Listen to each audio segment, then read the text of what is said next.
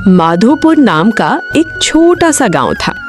गांव के सबसे आखिरी छोर पर एक छोटी सी मिट्टी की झोपड़ी थी, जहां रामू अपनी पत्नी गौरी के साथ रहता था। रामू के पास पुरखों की दी हुई थोड़ी सी जमीन थी, जिस पर वो दिन रात पसीना बहाता था, लेकिन लगातार पड़े सूखे और लाला के भारी कर्ज ने उसकी कमर तोड़ दी थी। रामू के हाथों में एक अजीब सा जादू था। वो जब भी मिट्टी के चूल्हे पर कढ़ाई मटन बनाता था तो उसकी महक पूरे गांव में फैल जाती थी। लेकिन गरीबी का आलम ये था कि वो खुद के लिए महीनों तक मटन का एक टुकड़ा भी नहीं खरीद पाता था। रामू, बाहर निकल। अगर इस महीने लाला जी का ब्याज नहीं चुकाया तो तेरी ये बची खुची जमीन और ये टूटी झोपड़ी दोनों नीलाम हो जाएगी। मुनीम जी, मुझ पर थोड़ा रहम खाइए। इस बार बारिश नहीं हुई, खेत की मिट्टी पत्थर हो गई है। मुझे बस कुछ दिनों की मोहलत और दे दीजिए, मैं पाई पाई चुका दूंगा। मैं यहाँ तेरी झूठी कहानियां सुनने नहीं आया हूँ। लाला जी ने साफ कह दिया है, 7 दिन का समय है। पैसे नहीं मिले तो अपना बोरिया बिस्तर बांध लेना। आप इतना मत घबराइए जी, भगवान कोई ना कोई रास्ता जरूर निकालेंगे। पहले ये पानी पी लीजिए। रास्ता कहाँ से निकलेगा गौरी? मैं दिन रात खेतों में अपनी हड्डियां गलाता हूँ, फिर भी हमारे नसीब में सिर्फ कर्ज और लोगों की गालियां हैं। 7 दिन में मैं इतने पैसे कहाँ से लाऊंगा? आप सिर्फ खेतों में मेहनत करते हैं, लेकिन आपके हाथों में तो अन्नपूर्णा का वास है। जो भी आपका कढ़ाई मटन खाता है वो उंगलियां चाटता रह जाता है। आप अपना खाने का कोई छोटा सा काम क्यों नहीं शुरू करते? काम शुरू करने के लिए पैसे लगते हैं गौरी। मेरे पास तो कल का आटा और नमक खरीदने के भी पैसे नहीं है। मैं कल सुबह शहर की पुरानी मंडी में जाकर कोई मजदूरी ढूंढूंगा। उस रात रामू को बिल्कुल नींद नहीं आई। वो करवटें बदलता रहा और सोचता रहा कि कैसे वो अपनी पत्नी और अपने घर को बचाएगा। अगले दिन सुबह सुबह रामू काम की तलाश में शहर की मंडी की तरफ निकल पड़ा। अरे रामू, तुम यहाँ मंडी में क्या कर रहे हो? मैंने सुना तुम्हारे खेत की हालत आजकल ठीक नहीं चल रही। हाँ मोहन भाई, किस्मत रूठ गई है। लाला का कर्ज सिर पर है। कोई भी मजदूरी का काम हो तो बताना, मुझे पैसों की बहुत सख्त जरूरत है। मजदूरी तो नहीं, पर एक बहुत बड़ा काम है। मैं जहां ठाकुर प्रताप सिंह की हवेली में माली का काम करता हूं, वहां कल रात एक बहुत बड़ी दावत है। शहर से बड़ी बड़ी मेहमान आ रहे हैं, तो मैं वहां क्या काम करूंगा? साफ सफाई या बर्तन धोने का? अरे नहीं मेरे भाई, ठाकुर साहब का मुख्य रसोइया अचानक बीमार पड़ गया है। उन्हें कोई ऐसा आदमी चाहिए जो लाजवाब मांसाहारी खाना बना सके। मैंने तुम्हारा कढ़ाई मटन खाया है, तुम्हारे जैसा स्वाद इस पूरे इलाके में कोई नहीं बना सकता। क्या तुम कल वहां खाना बनाओगे? मैं इतने बड़े ठाकुर के घर में? भाई मैं एक गरीब किसान हूं, अगर खाने में कोई कमी रह गई तो वो मुझे छोड़ेंगे नहीं। तुम खुद पर भरोसा रखो रामू, ठाकुर साहब खाने के बहुत शौकीन हैं। अगर तुमने उन्हें अपने स्वाद से खुश कर दिया तो तुम्हारी अच्छी खासी कमाई हो जाएगी। मैं आज ही ठाकुर साहब से तुम्हारी बात पक्की करता हूँ। ठीक है मोहन भाई, अगर ये मौका मिल जाए तो मैं अपनी पूरी जान लगा दूंगा। तुम बस मालिक से मेरी बात करवा दो। अगले दिन सुबह रामू अपने सबसे साफ कपड़े पहनकर ठाकुर प्रताप सिंह की विशाल हवेली पहुंचा। हवेली का बड़ा सा रसोई घर, ढेरों बर्तन और नौकरों को देखकर वो अंदर से थोड़ा घबरा गया। तभी ठाकुर प्रताप सिंह अपनी मूंछों पर ताव देते हुए वहां आए। उनका स्वभाव पूरे इलाके में बहुत कड़क माना जाता था। तो तू है वो रामू जिसके बारे में मोहन इतनी तारीफ कर रहा था? कान खोल कर सुन ले, आज शहर से बहुत बड़े बड़े अफसर आ रहे हैं। अगर मटन में जरा सी भी कमी निकली तो एक धेला नहीं दूंगा और हवेली से धक्के मारकर बाहर निकाल दूंगा। हुजूर, आप मुझ गरीब को बस एक मौका दीजिए, मैं आपको निराश नहीं करूंगा। मुझे बस एक पीतल की बड़ी कढ़ाई, सरसों का शुद्ध तेल और कुछ ताजे साबुत मसाले चाहिए। ठीक है, सारा सामान तुझे मिल जाएगा। सूरज ढलने से पहले खाना मेहमानों के सामने होना चाहिए। रामू ने भगवान का नाम लेकर काम शुरू कर दिया। उसने सबसे पहले सिलबट्टे पर अपने हाथों से ताजे मसाले पीसे। जैसे ही उसने पीतल की गर्म कढ़ाई में सरसों का तेल डालकर मसालों के साथ मटन भुनना शुरू किया, उसकी छन छन की आवाज और मसालों की तीखी सौंधी महक पूरी हवेली में फैल गई। हवेली के पहरेदार भी उस महक से ललचाने लगे। रात को जब दावत शुरू हुई तो मेज पर कई तरह के पकवान थे, लेकिन सबकी नजर रामू के गर्मा गर्म कढ़ाई मटन पर थी। वाह ठाकुर साहब, क्या बात है, ऐसा लाजवाब स्वाद तो मैंने लखनऊ के बड़े बड़े नवाबों के यहाँ भी नहीं चखा। ये रसोइया कहाँ से लाए आप? ये हमारे ही इलाके के एक गांव का रामू है। रामू, जरा सामने आना। जी मालिक, कोई गलती हो गई क्या? अरे तूने तो आज मेरी नाक ऊंची कर दी। ये ले तेरी मेहनत के 10,000 रुपए और मेरी तरफ से ये सोने की चेन इनाम में। तेरा असली हुनर खेतों की मिट्टी में नहीं, इन मसालों में है। रामू की आंखें भर आईं। उसने अपनी जिंदगी में कभी एक साथ इतने पैसे नहीं देखे थे। वो दौड़ता हुआ अपनी झोपड़ी पहुंचा और सारे पैसे अपनी पत्नी गौरी के हाथों में रख दिए। गौरी की आंखों में भी खुशी के आंसू थे। दोनों ने तय किया कि इन पैसों से एक लकड़ी का ठेला खरीदेंगे ताकि रामू अपना खुद का खाने का काम शुरू कर सके। लेकिन अगले दिन जब रामू शहर के बाजार गया तो उसे निराशा हाथ लगी। गौरी, लकड़ी और लोहे के दाम बहुत बढ़ गए हैं। हमारे पास जितने पैसे हैं उतने में तो बाजार में एक पुराना टूटा हुआ ठेला भी नहीं मिल रहा। हमारा अपना काम शुरू करने का सपना शायद सपना ही रह जाएगा। आप इतनी जल्दी हार क्यों मान लेते हैं जी? ठेला नहीं खरीद सकते तो क्या हुआ? हमारे घर के बाहर जो पुराना बरगद का पेड़ है, उसकी छांव में एक मिट्टी का चूल्हा बनाते हैं और वहीं अपना काम शुरू करते हैं। लोग खाने के स्वाद के लिए आते हैं, किसी सजे हुए ठेले के लिए नहीं। लेकिन गौरी, सड़क के किनारे पेड़ के नीचे खुले में कौन आकर खाएगा? और मेरे पास इतने सारे बर्तन भी नहीं है कि मैं ज्यादा लोगों को खाना परोस सकूं। आपके पास वो पीतल की भारी कढ़ाई तो है ना, जो बाबूजी ने दी थी? हम उसी में कढ़ाई मटन बनाएंगे और परोसने के लिए हम केले के पत्तों और मिट्टी के कुल्हड़ों का इस्तेमाल करेंगे। इससे बर्तन का खर्च भी बचेगा और गांव वालों को अपनापन भी लगेगा। अगले दिन सुबह रामू ने बरगद के पेड़ के नीचे एक साफ सुथरा चबूतरा बनाया। उसने अपनी पुरानी साइकिल के पीछे एक लकड़ी का पटरा बांधा जिस पर मसाले रखे जा सकें। चूल्हे में सूखी लकड़ियां जलाई गईं और पीतल की भारी कढ़ाई चढ़ा दी गई। जब ताजे पिसे मसालों और मटन की सौंधी महक पगडंडियों पर फैली तो सबसे पहले वहां से गुजरने वाले किसान और मजदूर रुक गए। अरे रामू भाई, रास्ते में ये कैसी जादुई महक फैला रखी है? क्या बना रहे हो आज? लखन भाई, बस एक छोटी सी शुरुआत की है। पीतल की कढ़ाई में देसी मसालों वाला मटन बनाया है। आप केले के पत्ते पर थोड़ा चक्कर देखिए, स्वाद पसंद आए तो ही पैसे देना। अरे वाह रामू भाई, दिन भर की खेत की पूरी थकान मिट गई। ऐसा स्वाद तो मैंने आज तक कहीं नहीं चखा।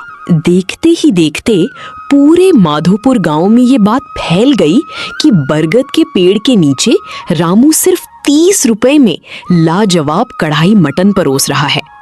हर शाम वहां गांव वालों की भीड़ जुटने लगी। लेकिन एक शाम अचानक मौसम का मिजाज बदल गया। आसमान में काले बादल घिराए और तेज आंधी के साथ मूसलाधार बारिश होने लगी।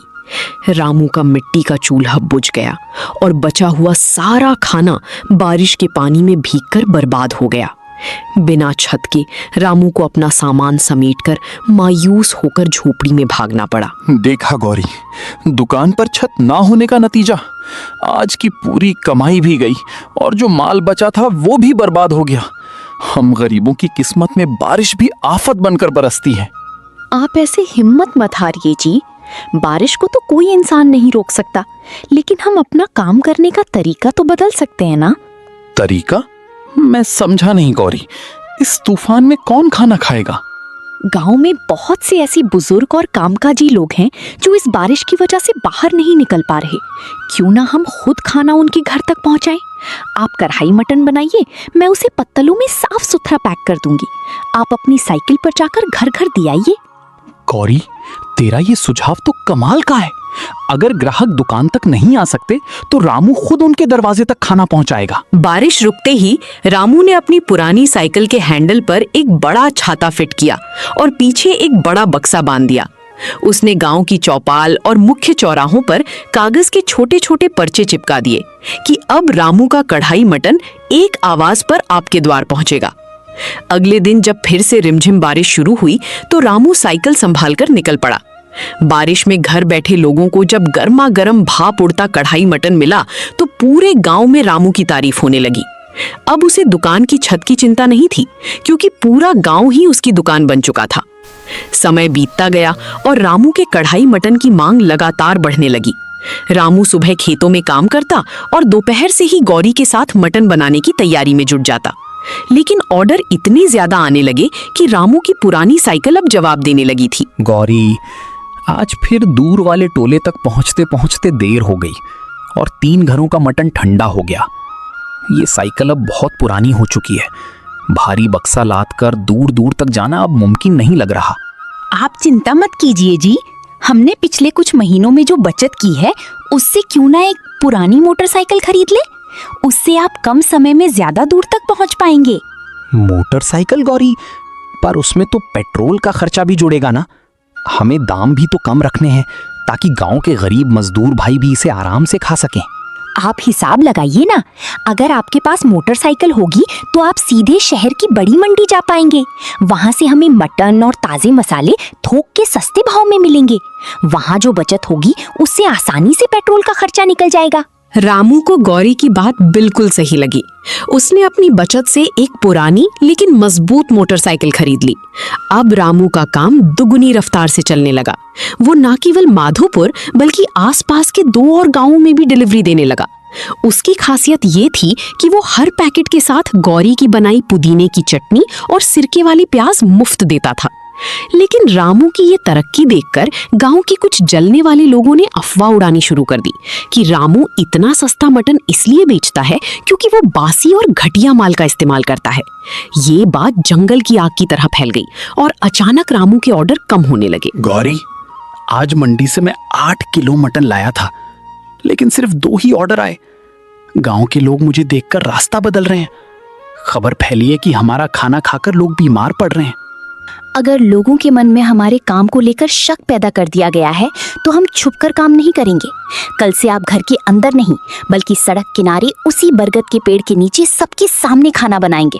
लोगों को अपनी आंखों से देखने दीजिए कि हम कौन सा मसाला पीसते हैं और कैसा मटन इस्तेमाल करते हैं। अगले दिन सुबह रामू ने अपना सारा सामान फिर से उसी बरगद के पेड़ के नीचे लगा लिया। उसने सभी गांव वालों के सामने सिलबट्टे पर ताजे साबुत मसाले पीसे और पीतल की कढ़ाई में शुद्ध मटन चढ़ा दिया। तभी वहां से गांव की मुखिया जी अपने कुछ आदमियों के साथ गुजरे और रामू को काम करते देख रुक गए। रामू बेटा, मैंने पूरे गांव में सुना है कि तुम कम दाम में मटन खिलाने के लिए मिलावट और बासी माल का इस्तेमाल कर रहे हो। मुखिया जी, मैं एक गरीब किसान का बेटा हूँ। मेहनत की कमाई और ईमानदारी की कीमत समझता हूँ। ये मसाले मेरी पत्नी गौरी ने अपने हाथों से पीसे हैं और मटन मैं सुबह खुद मंडी से चुन कर लाया हूं। आप खुद चक्कर न्याय कीजिए। वाह रामू, स्वाद में शुद्धता और सच्चाई साफ झलक रही है। अरे ओ गांव वालों, सुनो, जो भी रामू के बारे में गलत अफवाह फैला रहा था वो झूठा है। रामू का खाना पूरी तरह शुद्ध और बेमिसाल है। मुखिया जी का ऐलान सुनते ही अफवाह फैलाने वालों का मुंह बंद हो गया। गांव वालों का भरोसा वापस लौट आया और बरगद के पेड़ के नीचे फिर से ग्राहकों की लंबी लाइन लग गई। अब वहां जगह कम पड़ने लगी थी।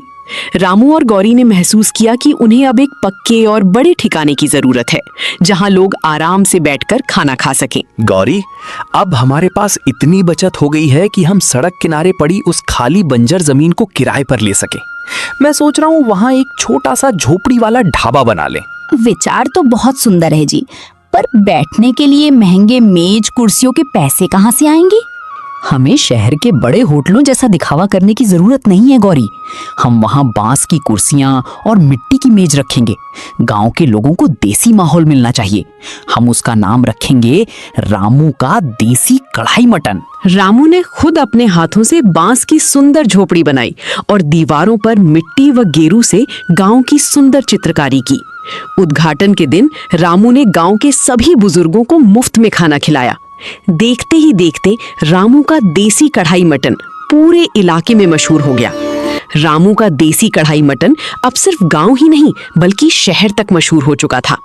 तभी एक दिन शहर की एक बहुत बड़ी फूड कंपनी का मैनेजर अपनी चमचमाती बड़ी गाड़ी से ढाबे पर पहुंचा। उसने रामू का कढ़ाई मटन चखा और उसका स्वाद देखकर हैरान रह गया। रामू जी, आपका स्वाद तो कमाल का है। हमारी कंपनी चाहती है कि आप हमारे साथ हाथ मिला लें। हम आपको आपका ये मसाला फॉर्मूला बेचने के बदले 10 लाख रुपए नकद देंगे। 10 लाख रुपए साहब, ये तो बहुत बड़ी रकम है। पर मेरा मसाला तो कोई गुप्त राज नहीं है। मेरी पत्नी गौरी खुद सिलबट्टे पर ताजे मसाले पीसती है। वही तो बात है रामू जी, हम चाहते हैं कि आप ये चूल्हे चौके की मेहनत बंद करें। हम ये मसाला फैक्ट्रियों में मशीनों से बनाएंगे और पैकेटों में आपके नाम से बेचेंगे। आपको बस घर बैठकर पैसे गिनने होंगे। गौरी, 10 लाख रुपए बहुत होते हैं। हमारी गरीबी का नामो निशान मिट जाएगा। क्या हमें ये सौदा कर लेना चाहिए? पैसे तो बहुत हैं जी, पर क्या मशीनों से बने उस मसाले में वो प्यार और शुद्धता होगी जो हम अपने हाथों से देते हैं? क्या हमारे गांव के गरीब मजदूर भाई वो डिब्बा बंद महंगा खाना खरीद पाएंगे? गौरी, तूने मेरी आंखें खोल दी। जो पहचान हमने अपनी मेहनत और ईमानदारी से बनाई है, उसे मैं किसी कंपनी की मशीनों में नीलाम नहीं होने दूंगा। मेरा काम सिर्फ पैसे कमाना नहीं, लोगों को शुद्ध खाना खिलाना भी है। अगले दिन रामू ने मैनेजर के मुंह पर उस बड़े ऑफर को ठुकरा दिया। मैनेजर को अपनी आंखों पर यकीन नहीं हुआ कि एक मामूली इंसान ने 10 लाख रुपए को ठुकरा दिया। रामू ने चुन लिया था कि वो छोटा ही सही पर अपना खुद का व्यापार चलाएगा, जहां हर गरीब और अमीर का स्वागत होगा। बड़ी कंपनी का ऑफर ठुकराने के बाद रामू के ढाबे की साख और भी बढ़ गई। लोगों को जब पता चला कि रामू ने अपनी ईमानदारी और उसूलों के लिए लाखों रुपए ठुकरा दिए हैं, तो उसके प्रति लोगों का सम्मान दोगुना हो गया।